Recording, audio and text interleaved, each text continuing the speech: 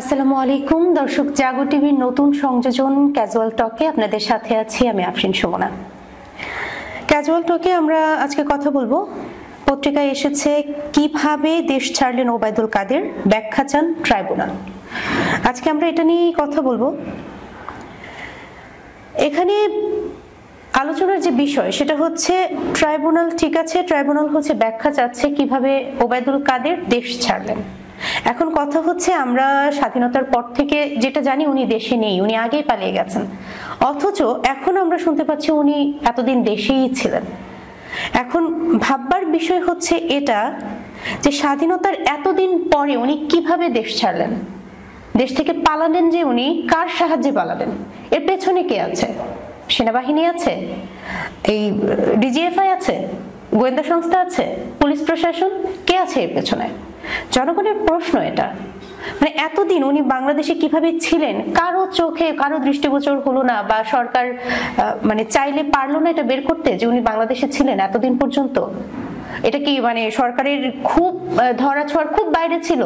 একটা মানুষ দেশে আত্মগোপনে এতদিন যাবত আছেন, সরকার টেরই পেল না যে সে দেশে ছিলেন। আর এখন কথা হচ্ছে ওবায়দুল কাদের আছে, ওবায়দুল কাদেরের মতো আরো যারা পালিয়েছেন, এর মধ্যে আরাফাত আছে, ডিবি হারুন আছে, হচ্ছে আপনার এই বিপ্লব কুমার, তারপর আপনার হচ্ছে হাসান মাহমুদ, তারা সবাই হচ্ছে একে একে পালিয়েছেন। মানে কার সাহায্যে আসলে এরা এতদিন আত্মগোপনে ছিলেন, বা কারই বা সাহায্য নিয়ে তারা হচ্ছে এখন পালালেন? একটা দেশ থেকে একটা মানুষের পালিয়ে যাওয়া খুব ছোটখাটো কোনো বিষয় না। এখন কথা হচ্ছে সরকার কাজ করছে, সরকারকে কিছু বললে হয়তো সরকার বলবে যে আমরা কাজ করছি, আমরা ব্যস্ত আছি, আমরা এটা নিয়ে কাজ করছি, ওটা নিয়ে কাজ করছি। ঠিক আছে, সরকার কাজ করছে, সেটা অস্বীকার করব না, সরকার কাজ করছে নিজেদের মতো। কিন্তু কথা হচ্ছে যে আপনাকে বুঝতে হবে না যে আপনি আসলে আপনাকে কোন কাজটা, আপনার তো একটা নির্দিষ্ট একটা প্ল্যান থাকা উচিত যে আপনি কোন কাজটা আগে করবেন, কোন কাজটা জনগণ চাচ্ছে আপনার কাছ থেকে যে এই কাজটা আপনি আগে করুন, এই কাজটা পরে করলেও চলবে। আপনি পড়ে আছেন পলিথিন নিয়ে, আপনি পড়ে আছেন পাটের ব্যাগ নিয়ে, আমাদের তো এটা দরকার নাই। জনগণের দরকার ন্যায্য মূল্য হচ্ছে স্থিতিশীল করা। এখন মানুষ হচ্ছে আলু কিনতে পারছে না, টমেটো কিনতে পারছে না, বাজারে গেলে আমাদের হচ্ছে কান্না পাচ্ছে। আমরা বাজার করতে যাচ্ছি, হয়তো অনেক সময় অনেকের খালি হাতে ফিরে আসতে হচ্ছে, মানে মানুষের সামর্থ্যের বাইরে চলে গেছে সবকিছু। আপনাদের তো এই বাজার ব্যবস্থা নিয়ে আগে কাজ করা উচিত ছিল না? আমরা পলিথিন এতদিন যদি পলিথিন সহ্য করতে পেরেছি, আমরা আরো পারবো, সামনেও পারবো সহ্য করতে। এটা পরে করলেও চলবে, জনগণ খুশি থাকবে। আপনার সবার আগে দেখা উচিত বাজার ব্যবস্থা, জনগণের পেটে আগে ভাত পড়লে তো তারপর সবকিছু। কিন্তু আপনারা সেই দিকে কোনো ফোকাস করছেন না। আপনাদের দরকার ছিল ওই যে বিডিআর বিদ্রোহ নিয়ে হচ্ছে আপনাদের এটার বিচারের ব্যবস্থাটা নিয়ে, এটা নিয়ে আপনাদের ভাবা উচিত ছিল। আপনারা এটা নিয়ে কিছুই করছেন না, কেন করছেন না? নিশ্চয়ই এর পেছনে কোনো কারণ আছে। হয়তো এই বিডিআর বিদ্রোহ নিয়ে কথা বললে হয়তো অনেক কিছুই হয়তো সামনে চলে আসতে পারে, হয়তো অনেক রকম প্রবলেম হতে পারে, যার কারণে আপনারা চুপ করে আছেন বা এইদিকে নজর দিচ্ছেন না। এটা একান্তই আপনাদের বিষয়, যদিও আপনারা নিজেদের মতো কাজ করছেন। এখন কথা হচ্ছে কি, জনগণ বেশি দিন কিন্তু চুপ করে থাকে না। এটার একটা উজ্জ্বল দৃষ্টান্ত বলতে পারেন শেখ হাসিনা। 17 বছর চুপ করেছিল, এখন জনগণ কথা বলে শিখে গেছে, তারা প্রশ্ন তুলবেই, আপনি আটকাতে পারবেন না।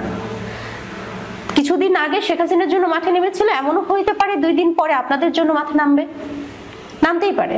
আর একটা কথা হচ্ছে যে বাঘ যখন শিকার করা শিখে যায়, তখন কিন্তু সে বারবার শিকার করতে থাকে। তো জনগণকে এত হালকা ভাবে নিবেন না, জনগণ কিন্তু বেশি দিন চুপ থাকবে না। তারা দেখছে তাদের উপর, আপনাদের উপর তাদের অনেক আশা আছে।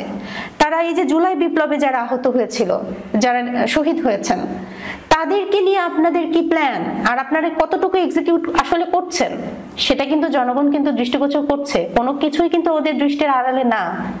ওরা চুপ করে আছে বলেই যে সবসময় চুপ করে থাকবে এমন কোনো বিষয় কিন্তু আসলেই না। তো আমার যতদূর ধারণা যে আপনাদের আসলে এটা নিয়ে ভাবা উচিত। আরেকটা বিষয় আমি বলবো যে আমাদের স্বরাষ্ট্র উপদেষ্টা জনাব জাহাঙ্গীর আলম, উনি বলেছেন যে ওবায়দুল কাদের এতদিন পর্যন্ত যে দেশে ছিল সেটা সম্পর্কে সরকারের কোনো ধারণাই নেই, সরকার জানতোই না।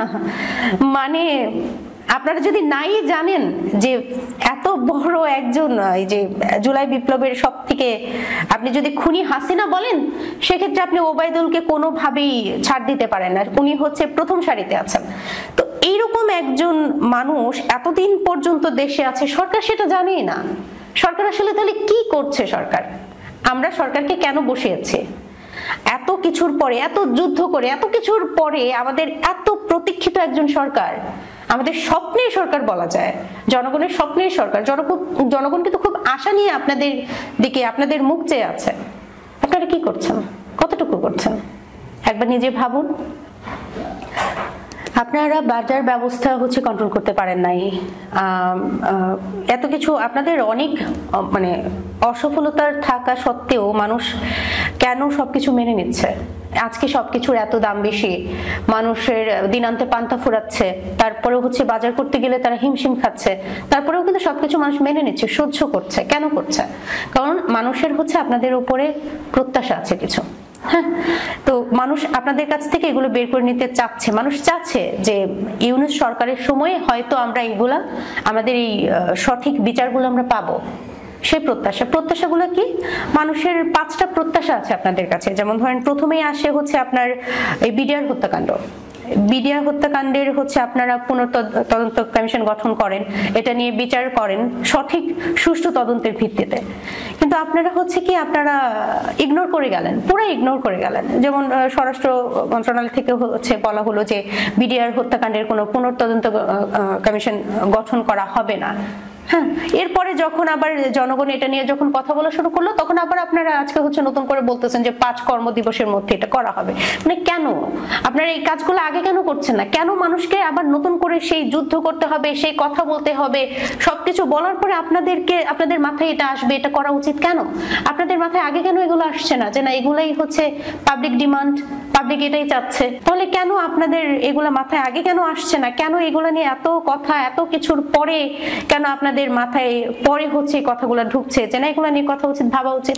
আর এত কিছুর পরে আপনারা বলছেন যে 5 কর্মদিবসের মধ্যে আপনারা কাজগুলো করবেন। আসলেই কি করবেন বা কতটা করবেন সেটা জনগণ কিভাবে বিশ্বাস করবে যে আপনারা সত্যিই করবেন? বা এর পেছনে আপনাদের সৎ উদ্দেশ্য আছে? বা এটা আবার যে ভবিষ্যতে গিয়ে আপনারা বন্ধ করে দিবেন না, তার কি গ্যারান্টি আছে? মানে জনগণ আপনাদের উপর ভরসাটা কি করে করবে? এছাড়া যেগুলো আছে, ধরেন এই বিডিআর বিদ্রোহ গেল, এরপরে যেটা আসে সেটা আপনার শাপলা চত্বরে যে খুন হলো, তো এটার আপনারা পরে এটা নিয়ে কাজ করতে পারেন যে শাপলা চত্বরের এটার যে সুষ্ঠু তদন্ত করে এটার বিচার ব্যবস্থার একটা কাজ করতে পারেন। তাছাড়া রয়েছে আপনার এরপরে আসছে আপনার যে 700-800 মানুষের যে গুম খুনের ব্যাপারটা, আপনারা এটা নিয়ে কাজ করতে পারেন। এরপরে আসে আপনার জুলাই আগস্টের হত্যাকাণ্ড। তো এই কাজগুলো আপনাদেরকে করতে হবে, এগুলো পাবলিক আপনাদের কাছে চায়। এর আগে ফ্যাসিস্ট সরকারের সময়ে আমরা যে 3টা ভুয়া নির্বাচন ফেস করেছে। হ্যাঁ, আমাদের মধ্যে এরকম অনেকেই আছে যারা নতুন ভোটার হয়েছে কিন্তু নিজেদের ভোট দিতে পারে নাই। ভোটের যে আনন্দ কি সেটা তারা সেই স্বাদটাই ভোগ করতে পারে নাই, তারা জানেই না। তো এই অধিকারটা তাদেরকে ফিরিয়ে দিতে হবে। তো এগুলো মানুষের চাওয়াই, আর মানুষের এই চাওয়াগুলোকে আপনাদেরকে অবশ্যই প্রায়োরিটি দিতে হবে সবার আগে। আপনি সবার আগে এইগুলো নিয়ে কাজ করুন। আপনার বিডিআর বিদ্রোহ, শাপলা চত্বর, এই গুম খুন, জুলাই আগস্ট হত্যাকাণ্ড, এগুলো নিয়ে কাজ করুন। জনগণ আপনাদের পাশে ছিল, আছে, ভবিষ্যতেও থাকবে। আর এরপরে আপনারা দ্রব্যমূল্য নিয়ে যদি এরপরেও কাজ করেন, মানুষ সহ্য করে গেছে এতদিন, এখনো করবে ইনশাল্লাহ, যদি আপনাদের কাজের অগ্রগতিটা মানুষ দেখতে পায়। মানুষ যদি দেখে যে না মানুষ যা চাচ্ছে সেগুলো আপনারা করছেন, মানুষকে আশ্বস্ত করেন আপনাদের সাথে আছে, ভবিষ্যতেও থাকবে ইনশাল্লাহ। আর আজকে আমাদের আলোচনার যে বিষয়টা নিয়ে যেটা নিয়ে শুরু করেছিলাম, যে আজকে নিউজে যেটা এসেছে কিভাবে দেশ ছাড়লেন ওবায়দুল কাদের, ব্যাখ্যা চান ট্রাইব্যুনাল, এটা থেকে আপনাদেরকে একটু শোনাচ্ছি যেটা এসেছে।